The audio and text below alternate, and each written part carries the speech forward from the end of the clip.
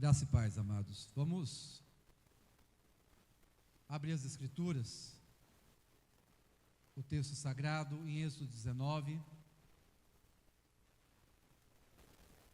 Caleb, se você puder colocar aí a versão King James atualizada.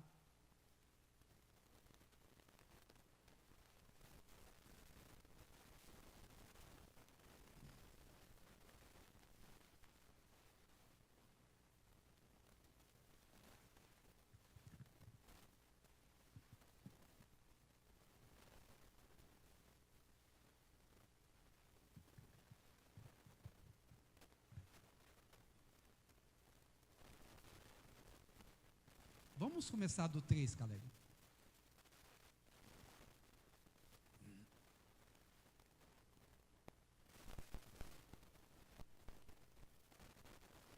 Hoje nós demos uma plagiada na mensagem da Valéria. Nós vamos subir a montanha de novo. Vamos ler a partir do 3 aqui, versículo, capítulo 19. Então Moisés subiu ao monte para encontrar-se com Deus.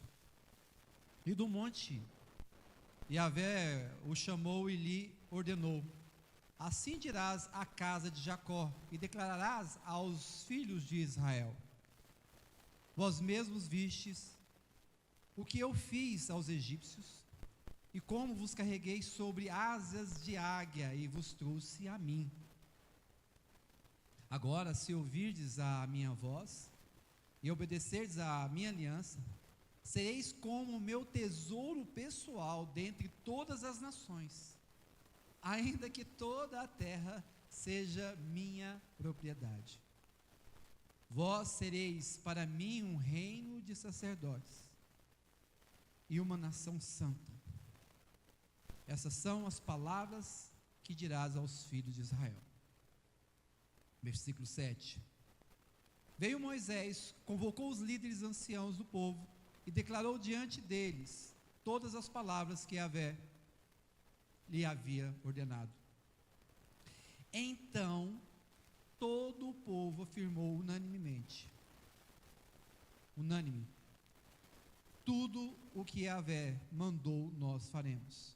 E Moisés declarou diante do Senhor as palavras de resposta do povo.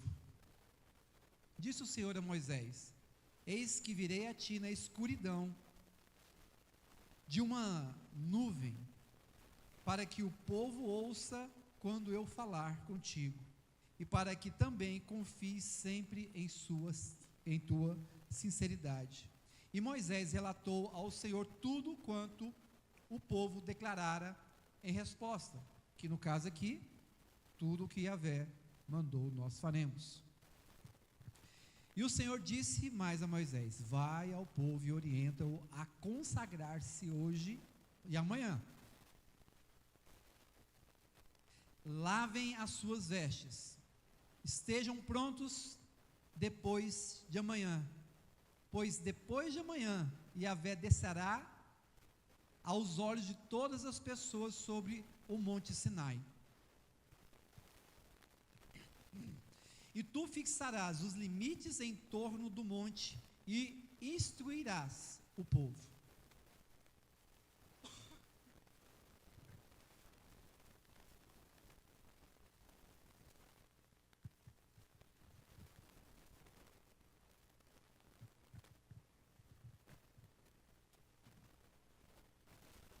Cuidai de não subir ao monte, e não toqueis sequer nos seus limites.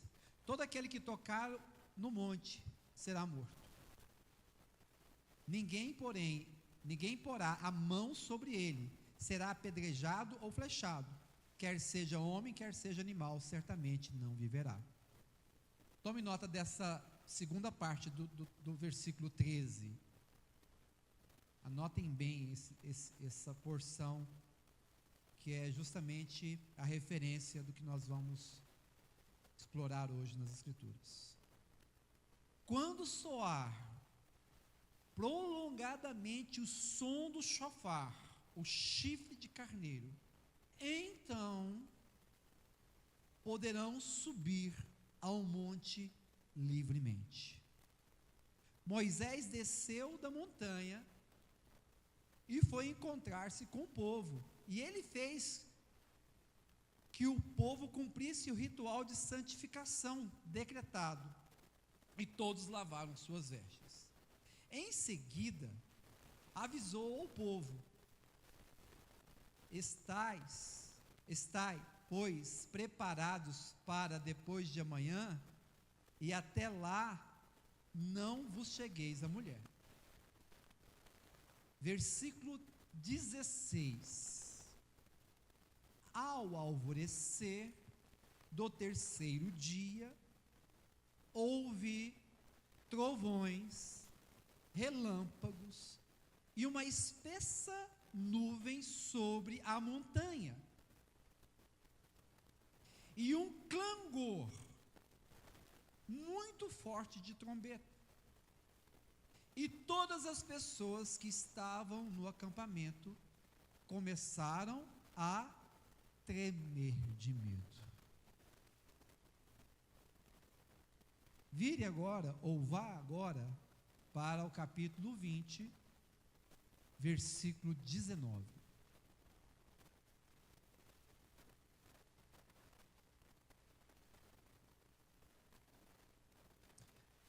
O povo rogaram a Moisés: fala-nos tu, e nós ouviremos. Não nos fale diretamente, Yahvé, para que não morramos. Vamos orar? Vamos ter uma palavra de oração.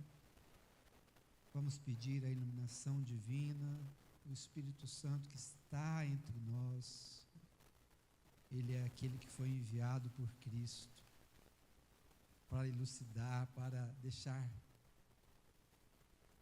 claro a vontade de Deus, o propósito de Deus.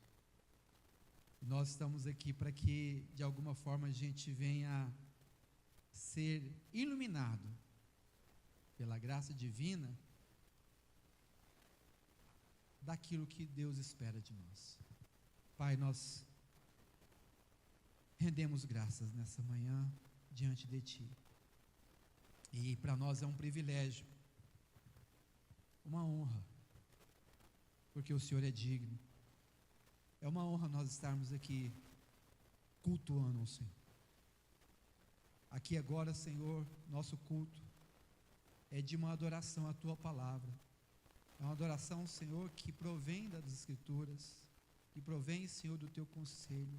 Nós adoramos o Senhor pela leitura da palavra, pela exposição da palavra. Venha a nós com o Teu coração, com o Teu falar. Revela-nos, meu Deus, os Teus motivos, os Teus propósitos, os Teus planos, para que a gente venha se adequar, Senhor, com a nossa vida pequenina, a acessar isso que o Senhor está disponibilizando para nós, enquanto servos de Deus. Nos ajuda, Senhor. É para a Tua honra e glória, em nome de Jesus. Amém. Então, irmãos, hoje nós vamos discorrer novamente sobre subindo uma montanha. E a abordagem que nós vamos fazer aqui hoje seria de superar o medo para encontrar a presença de Deus. E a gente vai abordar o medo como esse dificultador de buscar a intimidade profunda com Deus, dos seus planos eternos, e de como nós podemos superar esse medo diante dessa vida, desses dias. Inicialmente, a gente precisa fazer um olhar, né, fazer uma abordagem no que nós vamos chamar de montanha. Vamos imaginar essa montanha. Que imagem nós podemos dar a essa montanha? Quem já subiu uma montanha? Quem aqui é meio reteté que já subiu no monte para orar? Em Goiânia tem uns 2 ou 3 morros aí, Medanha, o do Serrinha. Eu já fui no do Serrinha, e do Medanha também. Então, desses montes dá para ver nitidamente Goiânia, né? Você vê com clareza as coisas em Goiânia, você vê o todo de Goiânia. E a gente, quando a gente vê o lado da montanha, é o lado superior das coisas, é o lado da onde nós saímos da superfície e alçamos às alturas. Mas a gente também tem que perceber que quando nós olhamos a beleza de determinadas montanhas, e com certeza toda ela é diferenciada daquilo que nós estamos acostumados. Eu mesmo não sou muito animado a subir em montanha, não.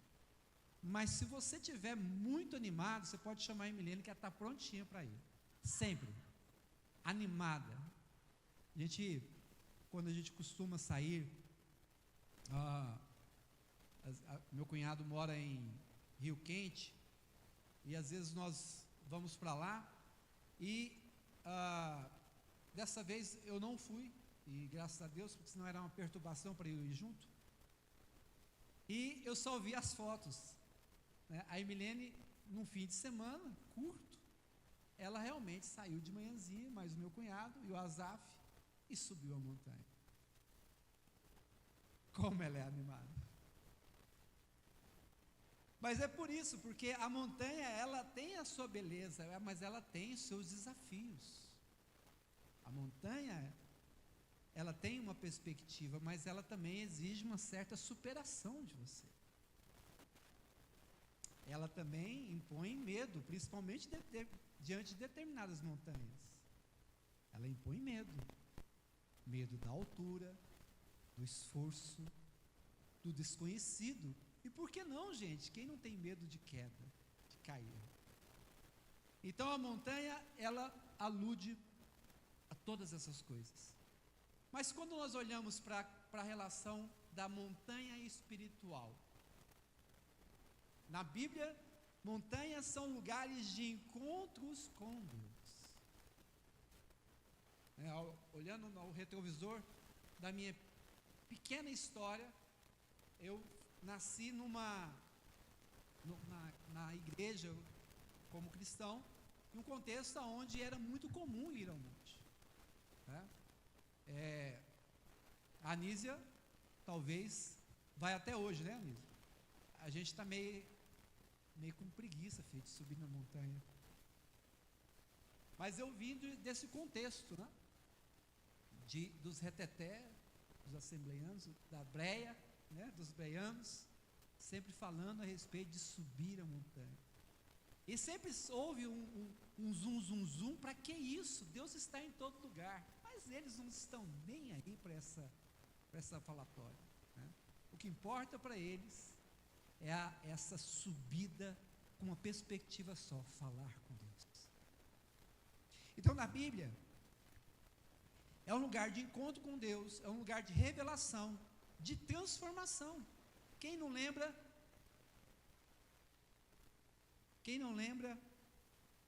de Tabor?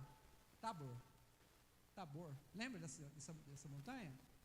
Tabor? Ninguém lembra. Nem eu lembrava quando estava lendo. Gente, Tabor, isso está na Bíblia? É o monte da transfiguração. Não? O Carmelo, né?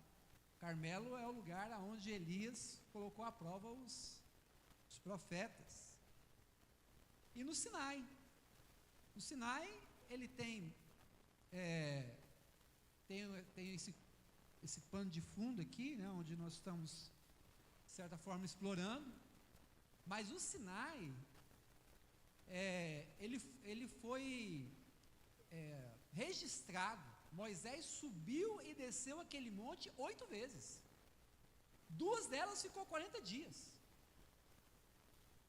Mas não só Moisés subiu.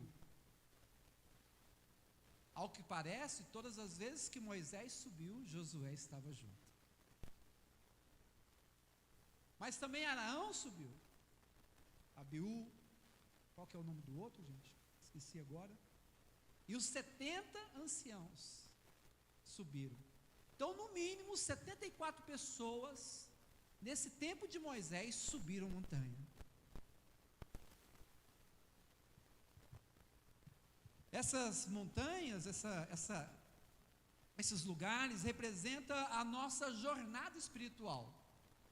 A gente tem um chamado para uma vida elevada, uma vida que não é dessa terra, desse lugar. Nossa vida é uma vida que está sendo posta nos céus, da onde sairá nossa pátria. E quando fala de monte, quando se fala de montanha nas Escrituras, nós vamos falar de um movimento de pessoas para chegar à intimidade com Deus, a ter uma certa profundidade no relacionamento com Deus. E o que nós vemos aqui no Monte Sinai? Esse versículo 13, a segunda parte dele, Deus diz que quando ressoar a trombeta, o povo podia subir. Estava liberado para o povo subir. Mas o que impediu o povo? O medo. O medo levou o povo a não querer subir. Então, lembrar do povo de Israel no Monte Sinai. Deus os convidou para uma aliança. Lembra como é que ele colocou? Nós lemos aqui agora. Propriedade peculiar. Possessão minha.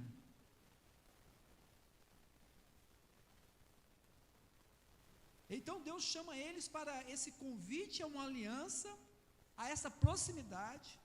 Mas quando a glória de Deus desceu, se manifestou com trovões, relâmpagos e fumaça, o povo recuou. Eu vou fazer alusão aqui, vou lembrar, de Hebreus 12, quando diz que ainda haverá um abalo do Senhor. Essas coisas ainda irão acontecer futuramente. De alguma forma o povo precisa se preparar para que isso vai acontecer de novo. Pode ser que não seja a nossa geração, mas se for,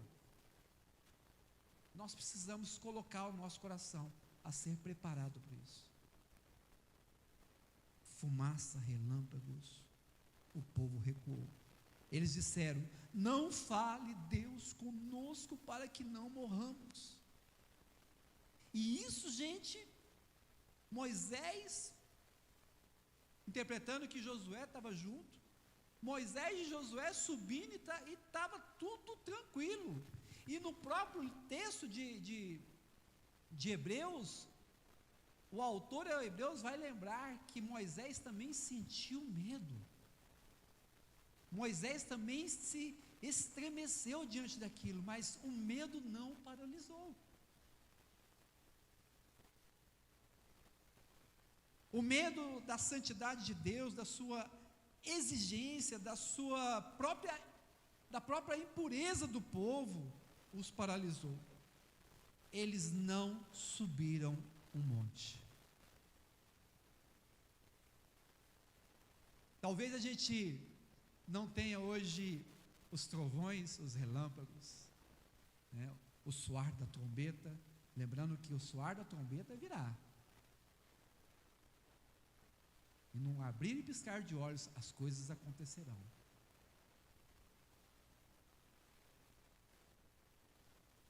Nós não temos esse medo hoje, mas nós temos uma herança.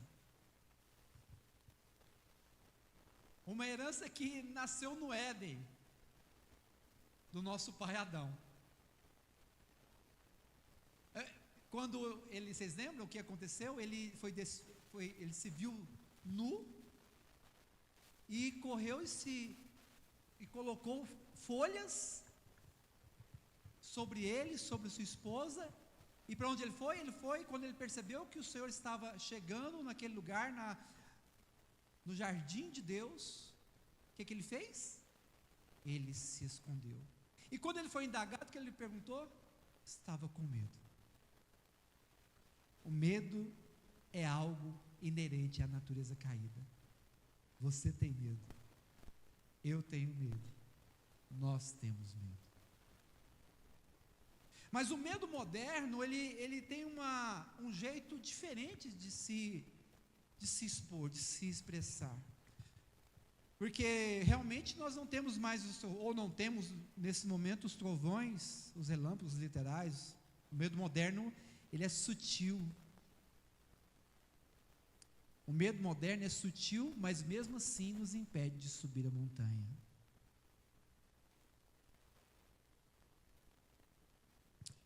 O medo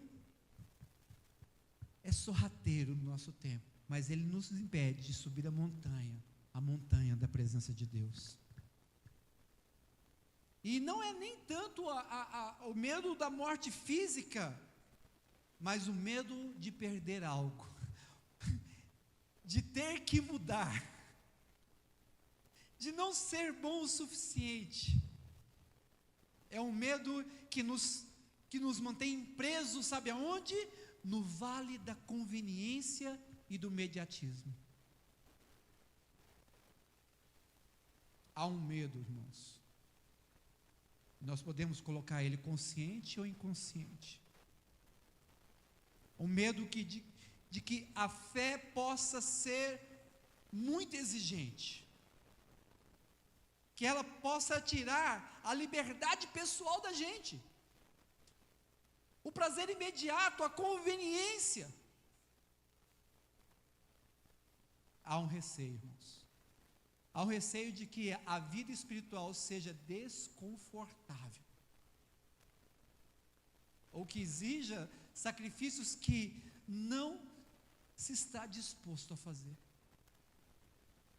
Nós temos medo. E hoje, o propósito de nós falarmos sobre isso é de poder nós identificarmos pelo menos 3 manifestações desse medo nos dias de hoje. Medos que nos impedem de buscar a intimidade com Deus. E nós, pela graça do Senhor, venhamos a perceber, ser orientado no poder do Espírito Santo, para que possamos superar esse medo, dando passos práticos, para que a gente venha subir a montanha da presença de Deus. Então são 3 medos, vamos chamar 3 medos modernos, que nos impedem de subir a montanha. Primeiro medo é o medo do desconforto e da perda da conveniência. Vivemos em um tempo do conforto, daquele aspecto da gratificação instantânea, o prazer imediato, a recompensa imediata. Se demorar, a gente já fica insatisfeito, murmurante. E a ideia de subir a montanha exige esforço, exige disciplina, exige renúncia de prazeres imediatos. Talvez nós estamos falando de espiritualidade, mas qualquer ser humano que se preza a querer subir na vida, como diz os outros aí fora, profissionalmente, ele precisa desses ingredientes. Ele precisa de esforço, disciplina, renúncia a prazeres imediatos.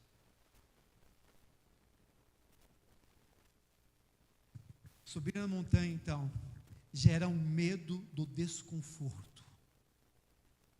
Temos medo de que a vida com Deus seja chata, restritiva, ou que nos faça perder as vantagens que o mundo oferece. Preferimos o vale da zona de conforto.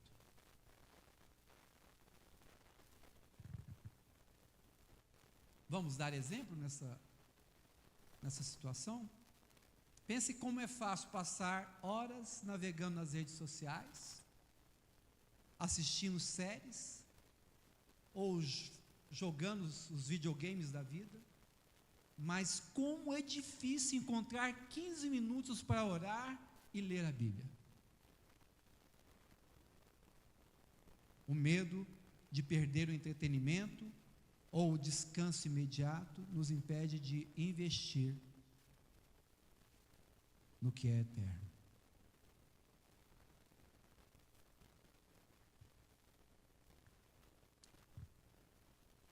Vamos lembrar de Daniel. Daniel, o profeta. Daniel vivia em um império pagão, onde a adoração aos outros deuses era a norma, era a normativa do tempo. Foi decretado que ninguém poderia orar a outro Deus, senão ao rei, sob pena de ser o quê? Lançado à cova dos leões. O medo do desconforto extremo, da dor e da morte era real. Ninguém pode dizer que Daniel não sentiu na pele a iminência da morte, da dor e do desconforto.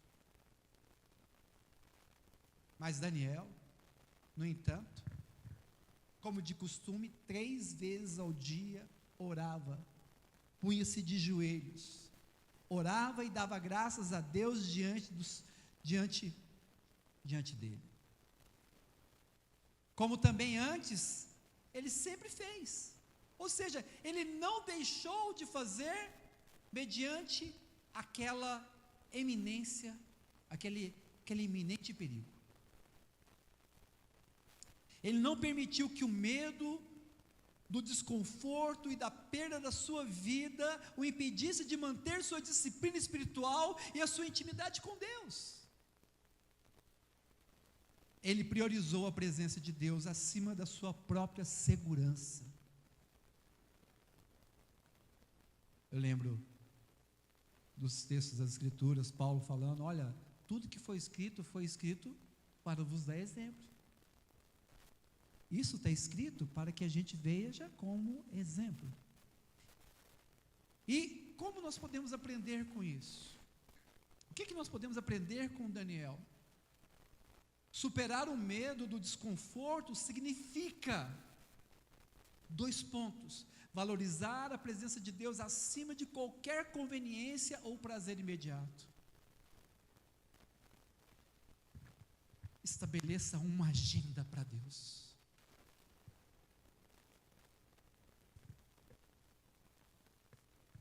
Bloqueie um período para subir a montanha. Segundo medo do julgamento e da não aceitação social.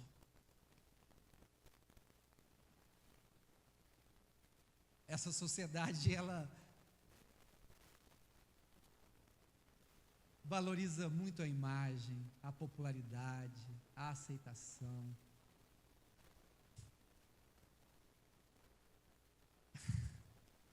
E é muito desconfortável você ser um crente autêntico.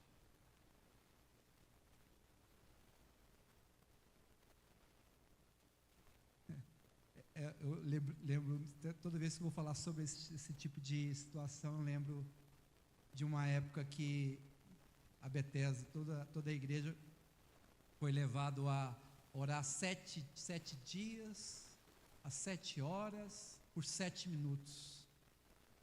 E aí, aonde você estivesse naquela hora, você precisava orar. Mas não era uma oração 007, né, agente secreto.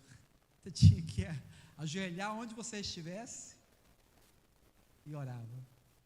A reputação já ia lá, beleléu. A autoimagem já era. Uma velhinha passando, me vendo naquele estado na calçada. Você está passando bem, meu filho? Estou sim, senhor, estou orando.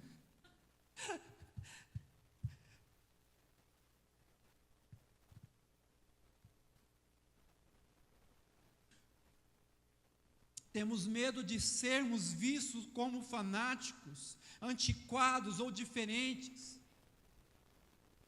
de ser levados, se levarmos nossa fé a sério.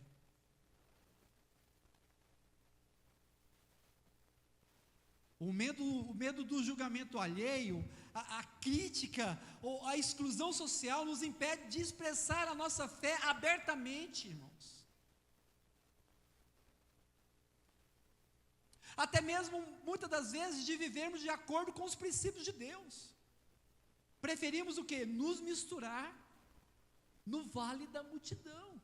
O que todo mundo está fazendo, eu faço igualzinho. Eu quero ser moita no meio de todo mundo. Está igual no quartel. No quartel era assim, era 180 homens. Para você ser moita era muito difícil.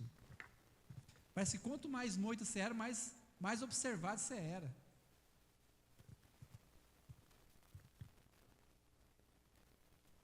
Essa vida moderna, ela quer minar nossa fé. Ela quer minar porque a gente deixou de ter coragem de viver a fé autêntica. E agora a gente desacostumou a viver ela. E agora a gente tem receio de tudo, a gente tem receio de... Eu lembro que era muito comum a gente nascer na fé cristã e ser radical com as coisas, e era muito comum a gente entrar dentro de um ônibus e começar a pregar para aquelas pessoas, começar a falar do que Deus está fazendo, e o que Ele fez naquela cruz. Mas isso é muito antiquado, isso é muito inconveniente. Paulo estava muito enganado quando ele falava que pregue a todo tempo, conveniente ou inconveniente. A gente perdeu o jeito de ser crente. O nosso jeitão está mais no vale da multidão.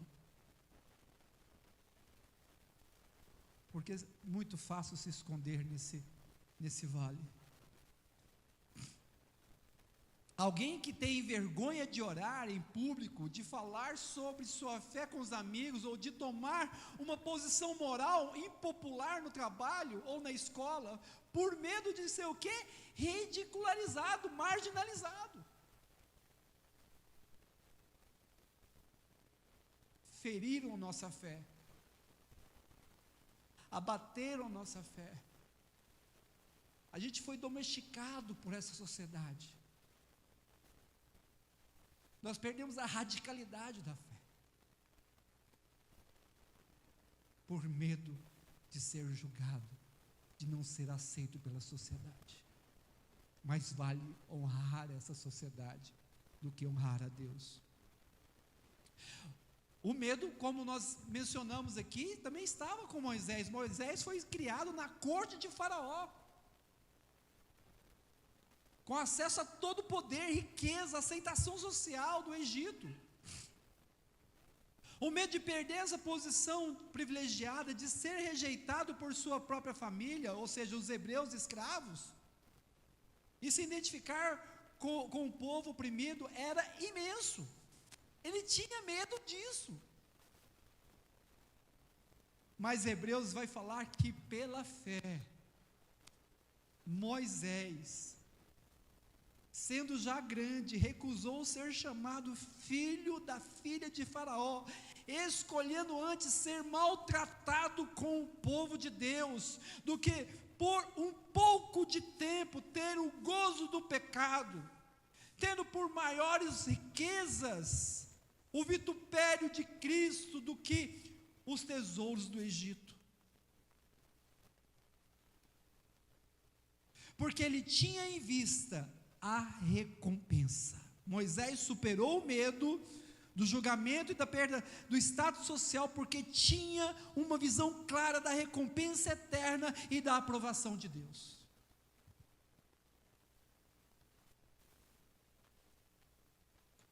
É possível superar o medo do julgamento social. E como isso pode acontecer?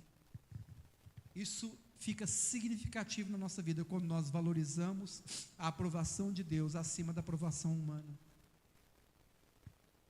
Como também ter uma perspectiva eterna. Para onde eu estou indo? Terceiro medo. Medo da inadequação, do fracasso espiritual. Muitos de nós, irmãos, estamos carregados de pesos dos nossos erros, falhas, de não conseguir corresponder, dos pecados. Olhamos para a montanha da santidade de Deus, e lembre-se que isso é consciente e inconsciente. Talvez não é uma coisa que está latente, patente em você, mas a inferência é: você não está subindo no monte, você não está se interessando em subir na montanha da presença de Deus. Precisa ser avaliado alguma coisa, e nós propomos aqui uma avaliação, essa sensação de fracasso espiritual. Olhamos para a montanha da santidade de Deus e nos sentimos pequenos, sujos e indignos. O medo de não sermos bons o suficiente, de falhar novamente, de não conseguir manter um padrão espiritual. Quantos de nós já não ouvimos no início da nossa fé? Ei, isso é fogo de palha, logo vai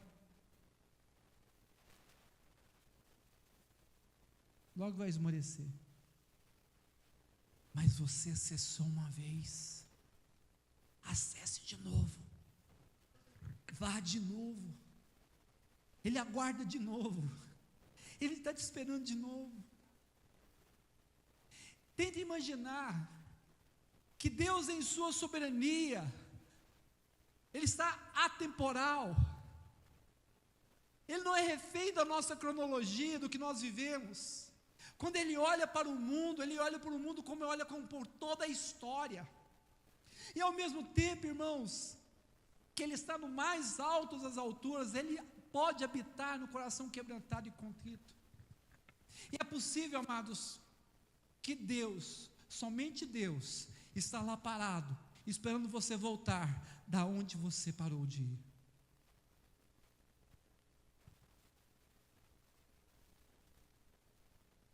Quantas vezes nós não ouvimos a respeito daquela pregação do pai que espera o filho pródigo? Ele aguarda. O medo está nos afastando de Deus. Alguém assim, o medo de não sermos bons o suficiente, de falhar novamente, de não conseguir manter um padrão espiritual, nos paralisa. Pensamos: Deus não pode me usar, Deus não pode me usar, ou eu nunca serei santo. Esse medo nos mantém longe da presença de Deus, acreditando que não merecemos sua intimidade, consciente ou inconscientemente. Alguém que desiste de buscar a Deus após cometer um erro, ou que se sente incapaz de servir na igreja porque não se considera espiritual o suficiente. A perfeição se torna o inimigo da proximidade. Olhe para a cruz. Vamos lembrar de Pedro com relação a isso. Pedro, irmãos, um dos discípulos mais próximos de Jesus, negou 3 vezes, na hora de maior necessidade. Por quê? Por medo. Por medo. A culpa, a vergonha, imagina, do seu erro, o vexame, o medo de ter falhado, sabe assim, uma coisa irreparável, deve ter sido esmagador na vida de Pedro. Ele se sentiu o quê? Inadequado para qualquer serviço. Mas Jesus, após a ressurreição, o que ele fez? Não o repreendeu. Você não vai ver isso registrado. Jesus não o repreendeu, mas o restaurou com o quê? Com amor e graça. Perguntando para ele: tu me amas, Pedro? 3 vezes fazendo a mesma pergunta. Ele fazia essa mesma pergunta e comissionava ele, e dava uma delegação a ele: apacenta as minhas ovelhas. Pedro, ao aceitar a graça e o perdão de Jesus, superou o medo do fracasso. Ele se tornou um dos pilares da igreja primitiva, pregando com ousadia no Pentecoste. A primeira pregação com o advento do Espírito Santo é dele. Então, amados, superar o medo da inadequação significa aceitar a graça e o perdão de Deus. Aceitar a graça e o perdão de Deus. Eu peco, você peca. Olhe para essa graça. Essa graça é esse perdão que nos capacita e nos torna dignos através de Cristo, não por nossos próprios méritos, olhando para o autor e consumador da nossa fé. Diante desses 3 medos, irmãos, o que é que nós podemos concluir com isso?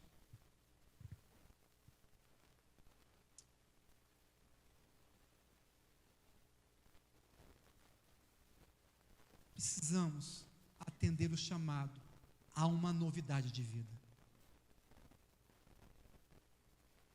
É promessa dele. Uma novidade de vida. Um novo tempo para você. Um novo tempo para mim. Como? Subindo o monte Sião. Sinai ficou para trás.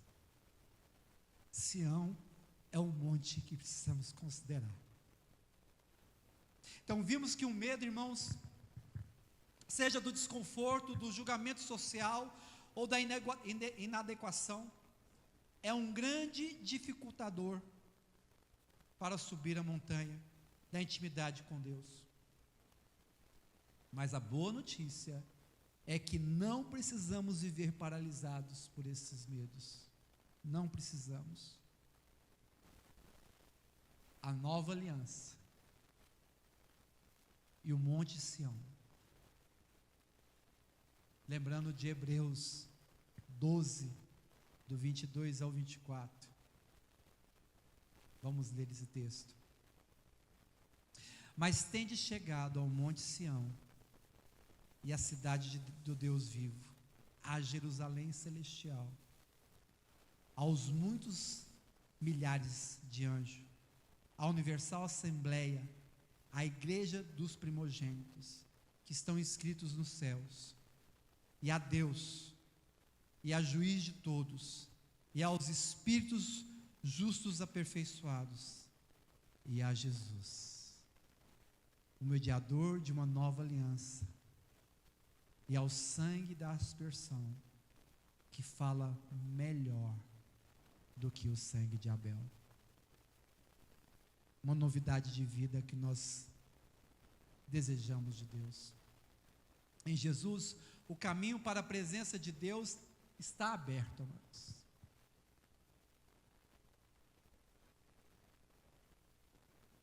O sangue de Jesus fala de perdão, não de condenação.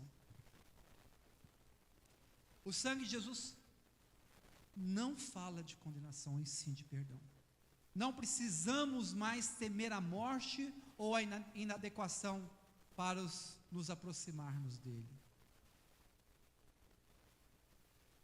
A novidade de vida que Deus nos oferece é uma vida de acesso direto, de intimidade profunda e de propósito eterno. Livres dos medos que nos prendem. Agora, vamos provocar um chamado à ação. Colocar 4 pontos aqui para a gente considerar esse chamado à ação. Primeiro ponto, talvez o essencial.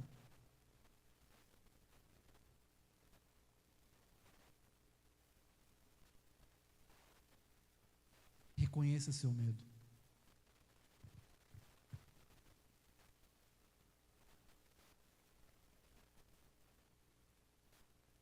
Qual o medo? O que você receia? O que está te impedindo de subir a montanha? Seja honesto consigo mesmo. Seja honesto com Deus. Reconheça o seu medo. Você tem medo. Você tem uma herança. O velho homem está aí. As Escrituras falam constantemente, ou nos aponta de uma forma precisa. Tem uma luta dentro de você. Carne, espírito. Reconheça o seu medo. Segundo chamado à ação, dê o primeiro passo. Não espere ser perfeito. Comece hoje a investir tempo intencional na presença de Deus. Leia as Escrituras, ore, se envolva com a comunidade. Terceiro chamado à ação, confie na graça de Deus. Lembre-se que não é por seus méritos, isso é tão essencial. Não é você que está fazendo. Você não vai receber nenhuma peninha pelo que você está fazendo. Mas é a relação pela relação. Hoje a gente está acostumado sempre a se relacionar com o outro, esperando alguma coisa em troca. Não pode ser relação pela relação? Tem que ter a barganha? Tem que ter algo em troca? Tem que ter um favorecimento? Isso não é o nosso DNA.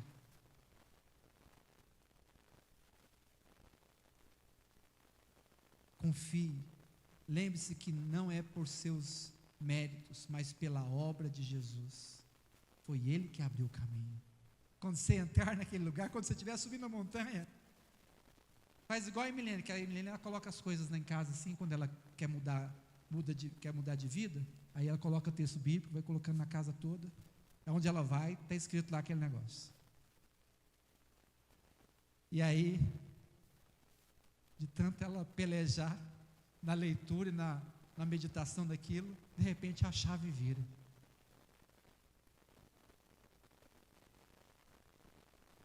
Coloque, como os judeus, alguma coisa na sua testa, para todo mundo ficar olhando. A vergonha vai te levar à lembrança do que você precisa. Lembrar que é por os méritos de Jesus. É pelos méritos de Jesus. Quarto chamado à ação. Escolha a montanha. Escolha a montanha. Escolha sair do pé da montanha. Escolha subir a montanha.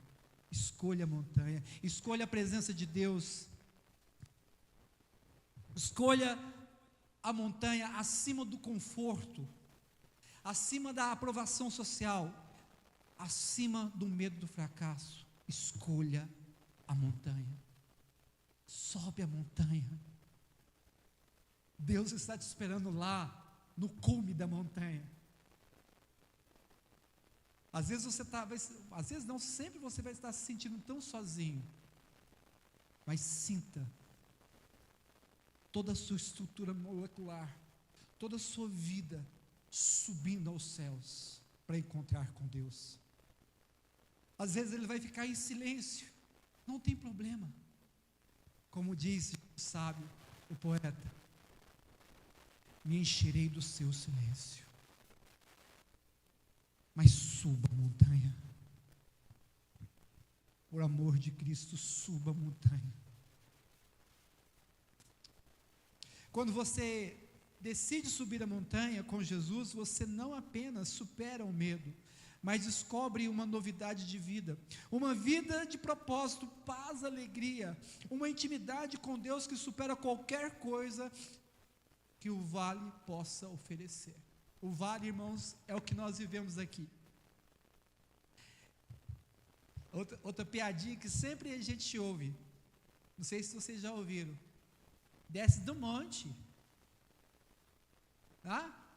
Coloca os pés aqui na... Gente, olha, ninguém ajuda a gente a subir, mas para descer, faz fila, gente. Faz fila. Que canseira. Por que não, irmão, que Deus abençoe você, né? Sabia que a gente abençoando o outro, a gente é abençoado também? É dano que se recebe. A gente vê um infeliz assim, acreditando, tem que, vai, eu só não estou contigo, mas vai, eu estou orando por você, daqui de longe, porque eu tenho que cuidar das minhas fazendas, minhas coisas, eu estou muito atarefado aqui, mas vai Moisés, que você traz alguma coisa, ó, eu vou obedecer pela conveniência, porque olha, eu tenho muitas coisas para fazer. Uma vida de propósito, paz, alegria, e uma intimidade com Deus que supera qualquer coisa que o vale, que essa vida possa oferecer. Que hoje, amados, possa ser um dia que você venha decidir pela subida na montanha.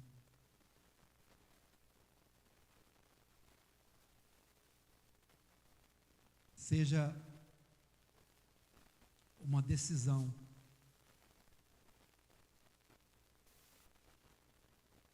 pela fé, uma decisão em dar esse passo em direção ao topo da montanha, onde a presença de Deus o espera. Vamos orar?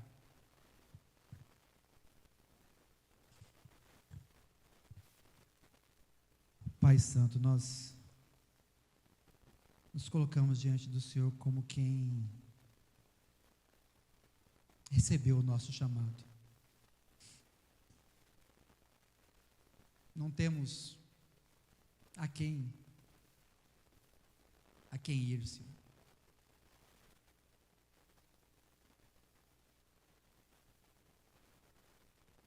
Podemos ficar sobrecarregados, Senhor, com envolvimento com as coisas dessa vida.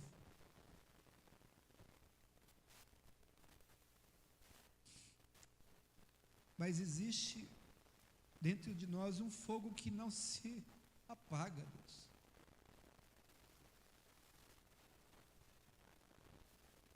Um fogo que nos chama a ser consumidos na Tua presença. Um fogo que não consome, um fogo como aquele que esteve na sarça. Queremos te pedir perdão, Deus, por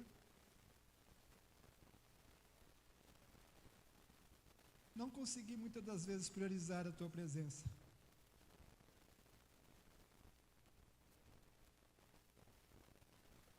Mas confiamos no sangue derramado de Jesus, que nos lava de toda culpa.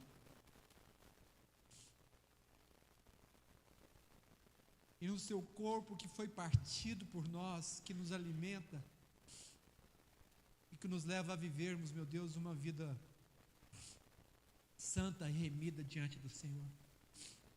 Lançamos a culpa aos pés da cruz. Lançamos o medo aos pés da cruz.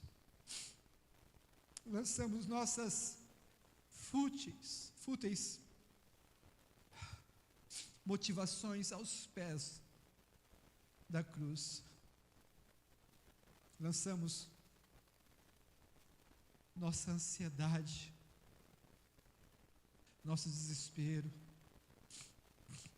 nossa desorganização, lançamos aos pés da cruz. Que o Senhor possa nos ensinar o caminho desse amor perfeito e nos ensine a viver esse amor como uma revelação da obra de Jesus na cruz. Seja honrado, Senhor. porque o Senhor é digno. O Senhor é um Deus que deve ser engrandecido a todo momento. Nós louvamos o Senhor, nós engrandecemos o teu santo nome neste lugar. Nós olhamos para a cruz e lembramos a tua bondade, lembramos das tuas doces misericórdias, lembramos dessa renovação diária da tua misericórdia. Pois para ti, Senhor, é que vivemos. É para ti, Senhor, é que sofremos. E queremos, meu Deus, atravessar toda essa estrutura almática e conveniente e cultural que nós carregamos. Penetrar, Deus, perpassar por isso, encontrar o caminho de subir novamente a montanha, encontrar contigo e ser saciado pelo que o Senhor tem para nós. O Senhor é o nosso saciar, o Senhor é o nosso contentamento, o Senhor é a nossa alegria. Redireciona o nosso coração, redireciona o nosso espírito, redireciona a nossa força, redireciona, Senhor, a nossa mentalidade, redireciona, Senhor, que toda cultura que carregamos, meu Deus, caia por terra, e se erga de dentro de nós, um só baluarte, Cristo nosso Senhor.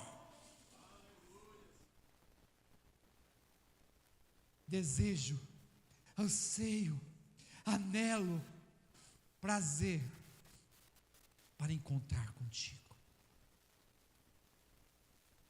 em nome de Jesus, Senhor, em nome de Jesus.